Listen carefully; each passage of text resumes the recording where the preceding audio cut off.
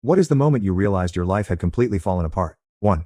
I'm a 34-year-old female. 2 divorces, 2 lost children, a mountain of debt, and the feeling that I've already hit rock bottom. My first husband left when our son was 7 months old. Before that, we lived with his gaming addiction, and later, a drug addiction where he even spiked my food. In 10 years, he contributed maybe $200 for the child. That was it. I was left alone with a newborn and got used to relying only on myself. Now he's officially wanted by the police, but no one is looking for him because that costs money. My second marriage was a mistake I made out of fear of being alone with a child. We talked online for 5 years, and when we finally met we got married a month later. It was as if I'd put blinders on. He drank every day. I don't remember a single sober day. My family and close friends later said my eyes looked glazed over all the time. He didn't allow me to talk to anyone or watch talk shows. For some reason, I obeyed. Now I call it a glitch in the matrix because I can't explain my own behavior. One day, I was urgently taken in for surgery on my reproductive system. At that time, I was pregnant. According to the doctors, the surgery was likely to cause a miscarriage. While I lay in intensive care, he was spending all my credit money since we had no other income. Over the course of the marriage, he burned through several $1,000s. Soon after the surgery, I had a miscarriage.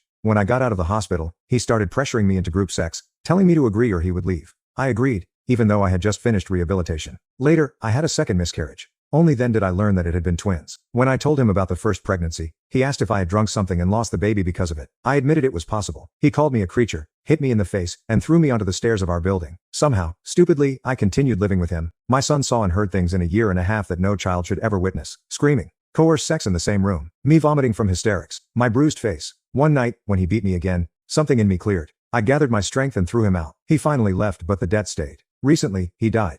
It didn't make things easier. He never returned a single cent, and the loans he took out while I was unconscious in intensive care are still dragging me down. Right now, I owe the bank $3,000, and it is all on me. I was fired from 2 jobs, and I feel like soon I won't have money for food or for my son's classes. I feel like giving up. I have almost no strength left. I am afraid I am already close to making a mistake that could leave my child without a mother. 2.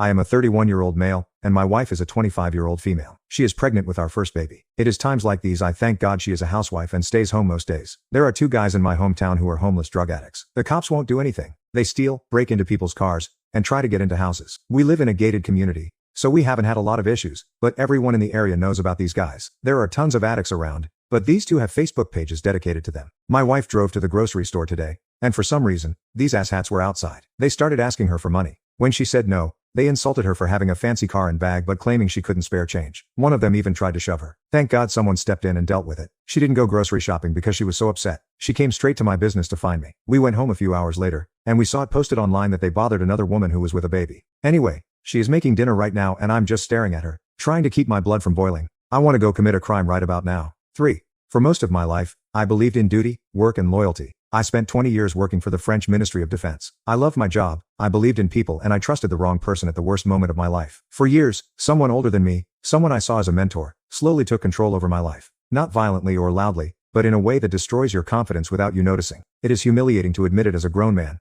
especially one who worked in defense, but he manipulated me emotionally, financially, and mentally. When I finally escaped his influence, he retaliated in ways I never imagined. On top of that, I had surgery this year that went wrong. I came out of the operation disabled and in pain every day. I am unable to live normally or work full-time while fighting for basic mobility. I feel like my life collapsed in every possible way at the same time. I lost almost everything. My health, my savings, my stability, and my ability to walk without pain are gone. I am fighting multiple legal battles at once, and I feel completely alone. It is hard for a man to admit he was manipulated and broken by someone he trusted. 4. I hate my life. I wish I knew it was all a facade.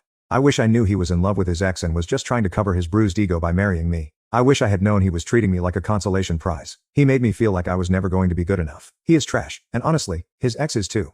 It just took me a while to find out. They were both cheating on each other, both liars, both obsessed with money and image, and both cruel to people around them for selfish reasons. They both have poor hygiene and the emotional intelligence of a boiled egg. So yeah, I guess they were made for each other. I wish they had ended up together. I wish I knew the reality of who he is. I wish I knew he would be such a good liar and a pathetic excuse for a human being. He lied about his health, past, feelings and habits. He hid his drug use, the photos and the secrets. Part of me wishes I hadn't found out. The betrayal is unbearable. Every time I found out a dirty secret, I wish the ground would swallow me whole. I have no respect for him. I hate him and everyone who conspired with him to make this happen. Shame on all of them. I hope to fall in love and have a happy life someday. I built myself up from nothing and fought my whole life to reach where I was. And then he wrecked it all. Now I am in a fake marriage with no one to talk to. He is a roommate at best, and a hostile one at that. Everything about him in this life is unbearable. His poor hygiene, his stench, his huge fragile ego, his lack of empathy, his selfishness, and his general arrogance make everything hell. He has single-handedly ruined my life. I wish I could walk away and never see him again. I want nothing to do with his glass house of lies. He thinks I'm staying for cultural reasons. I am not. He thought he could make me forget who I am forever. I have a mirror, asshole. I am still a beautiful woman. I am educated and funny. I earned more than he did at my age. I am still bold, and I still have a fantastic figure. I still turn heads. I am still sought after. I am a much better person than he will ever be. He does not decide my worth. Just because he manipulated his way into stealing a couple of years doesn't take anything away from who I am.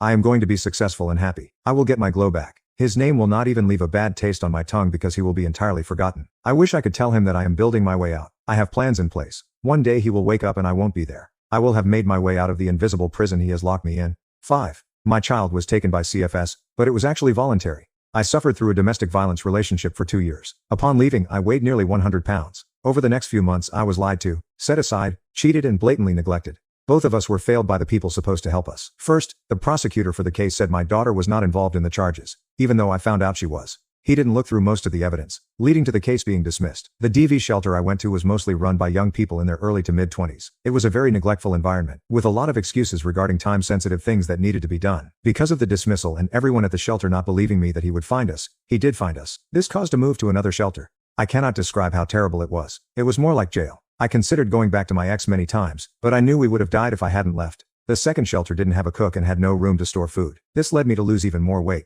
to the point I had trouble getting down the stairs while holding a 20-pound baby. I was basically doing CrossFit every day with little to no food. Their solution was to recommend I go to a second stage, where I would be doing everything, cleaning and cooking, all by myself. At that point, I weighed 90 pounds. I had trouble even standing, let alone taking care of myself. My daughter had lost weight as well because they lacked baby-friendly food or supports. I realized I needed to let her go temporarily. When CFS came, they wanted to wait a week to see how I felt. I told them I needed it done immediately because I had trouble even doing the dishes without a chair, let alone holding a heavy child or chasing her into a high chair. The day after she left, I had a complete breakdown. It was the first time I was able to process everything in months. My priority had been to keep her safe and I had neglected myself out of necessity. I was having severe flashbacks and ended up in the hospital a week later. I was there for a while looking for permanent residence. Ironically, CFS was my superhero. They were understanding and helped me every step of the way. There were some things I didn't like, but I wasn't in a position to argue. I am now in a semi-permanent one-bedroom place. She is still in foster care because the agreement was for a set amount of time. The foster family has put her with another known foster family temporarily. They did this once before, and she was not okay the next time I saw her. She is going to be there several days,